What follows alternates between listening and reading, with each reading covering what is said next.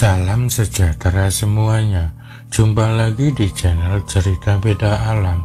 Dan untuk kisah yang akan saya bawakan kali ini, sebuah kisah yang berjudul Kosan Angker. Jangan lupa tekan dulu tombol like video ini. Nyalakan juga lonceng notifikasinya agar tidak ketinggalan cerita-cerita lainnya dari channel ini. Dan seperti apa kisah kali ini? Langsung saja kita masuk ke ceritanya. Malam itu, setelah memastikan semua pintu dan jendela terkunci, Edi meregangkan tubuhnya yang lelah. Hari-harinya semakin sibuk dan ia sering pulang larut malam. Kosannya yang kecil dan sederhana sudah mulai terasa seperti rumah kedua. Namun belakangan ini ada sesuatu yang mengganggu pikirannya. Suara lirih yang membangunkannya tadi malam masih terngiang. Tolong! Begitu sayup-sayup terdengar. Awalnya Edi menganggap itu hanyalah halusinasi karena kelelahan, tetapi perasaan tidak nyaman itu terus menghantuinya. Ia melirik ke arah jendela. Semalam ia memang sempat membukanya untuk menghirup udara segar, namun yang membuatnya merinding adalah ketika ia terbangun. Jendela itu masih terbuka, padahal ia yakin sudah menutupnya sebelum tidur. Mungkinkah ia lupa atau ada sesuatu yang membukanya?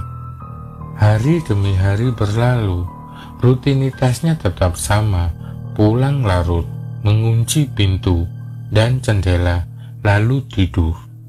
Namun suara itu semakin sering terdengar, kadang samar, kadang lebih jelas.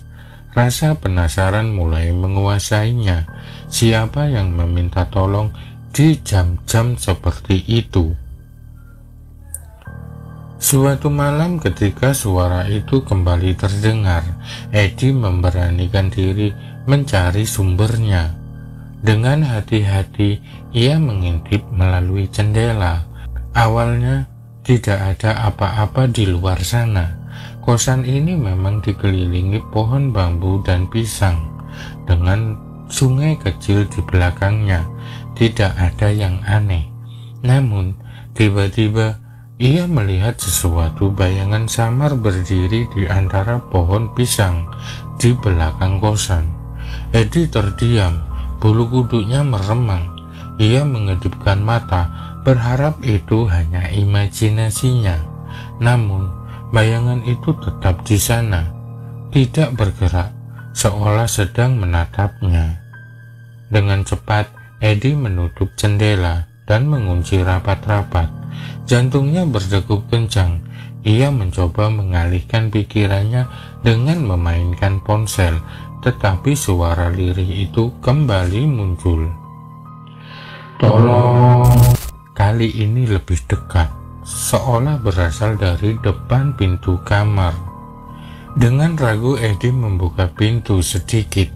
Kosan ini memang tidak terlalu ramai, hanya ada beberapa penghuni lain yang jarang berinteraksi dengannya. Mungkin ada yang butuh bantuan, namun saat ia mengintip lorong itu kosong.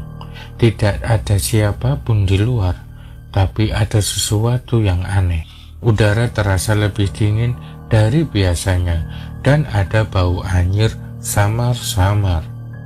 Edi kembali masuk dan mengunci pintu rapat-rapat. Ia harus memastikan kalau ini bukan hanya imajinasinya. Keesokan harinya ia memberanikan diri bertanya kepada ibu pemilik kosan. Bu, maaf, saya mau tanya. Ada yang pernah mengeluh mendengar suara aneh di sini? Wajah ibu kos berubah seketika.